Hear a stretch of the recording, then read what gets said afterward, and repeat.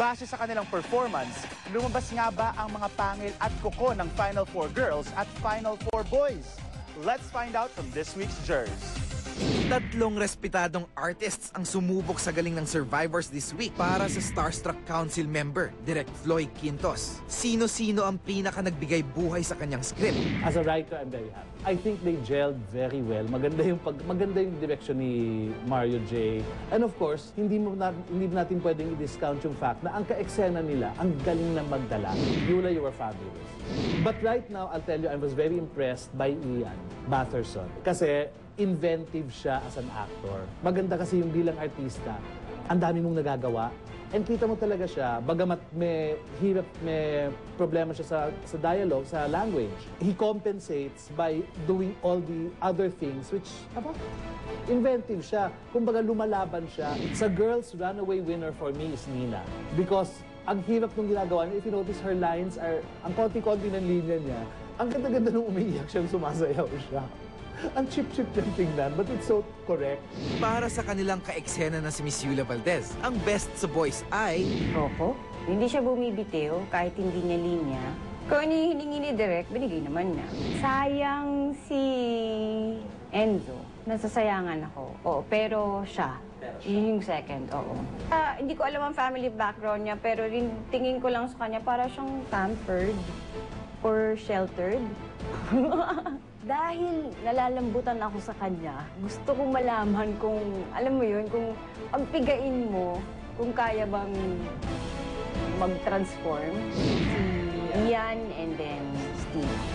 Sa girls naman, I think si Rox, gumagana din yung ano niya, yung utak niya, nag-i-improvise siya. Yun na napansin ko from yung una niyang ginawang scene, and then nung inulit same scene, nag-add siya ng ibang galaw. Nag-adlib siya, may extra movement siya na okay lang. Si Nina, sakto sa role niya, yung personality niya, okay yun kasi swak na swak. Although, hindi natin alam kung bigyan mo siya ng ibang material. para kay Direk Mario J, mahalaga ang passion para maging successful ang Survivors. Dapat ang mangibabaw. I am here because I want the job. And I enjoy the job. And I want to be good in my job. Yun ang kailangan nating inculcate para mas maging malinaw yung kanilang pinapasok. Hindi dahil, siyempre, nandun na rin yung pagtulong sa mga magulang, yung mga pagtulong sa ganito, pagbibili ng kailangan or what. But that comes secondary. Tulad sila Rocco, si Enzo, tapos yung sa babae naman si Sarah, tapos si Diva, andun yung kanilang desire. Hindi lang ang Survivors ang nahaharap sa matitinding issue, maging ang Starstruck Council, hindi rin nakaligtas sa mga batikos at puna. Nay, Isa, after the elimination of Sunday, sabi ng mga taga-production, may perception sa council. Okay. And the perception is, bagamat pangit sabihin, ang perception sa atin, Nay, meron tayong mga pinapaboran in respect to others na natatanggal. Oh, Nay, what do you say? Hindi ako tao ako di ba? Lalo na ako, parang mother na ako. Usually kasi, parang may mother instinct ako doon sa yung magalang sa akin, mabait, bumabate.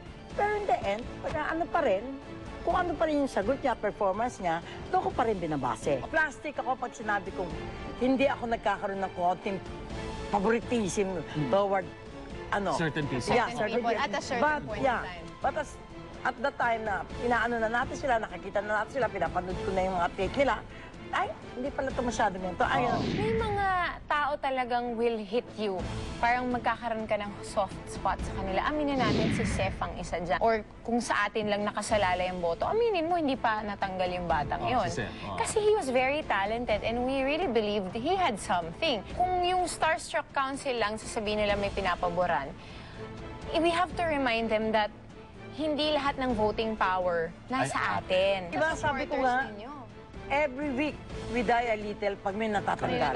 Kasi talagang nag-umpisa, tapos mamaya nagustuhan mo sila, mabait sila sa'yo, tapos parang nagkakaroon ka na ng affection. Because of yung nangyari nga kay Pero, there's ikaw na ang nalalagay sa Yeah. spotlight. Ikaw talaga na yung nalalagay sa spotlight. Ako Because of maliit certain lang. things that you said, certain things na, na naman maybe na misinterpret. What do you think about that? What do you say about that? Alam mo, Hindi ka naman nababother? hindi, no. Kasi ako talaga, in-appreciate kong mabuti si Rai. Di ba dapat competition to eh? Alam mo, may matatalo, may mananalo. Bakit siya? Natanggap niya ng maluwag sa loob niya, yung nangyari. Bakit yung kay Pero parang hindi nila matanggap? Kasi parang, kung alam mo, kung nandun nga ako nung gabing may mga sinabi sila, talagang gagawin ko yung ginawa ni Bratinella na, loser, loser. Well, I got a Twitter Yeah. post. Oh. My Twitter post. Twitter. Doon Oh, tayo. umayos daw yung council. Bakit daw natin siya tinanggal? Kayo yung Hindi. Saka Hindi, I mean, we had voting We had power. voting- But a lot of it really was the viewers. Again, I have to remind you, it was 60% voters, and then 20% council and 20% from the kids themselves.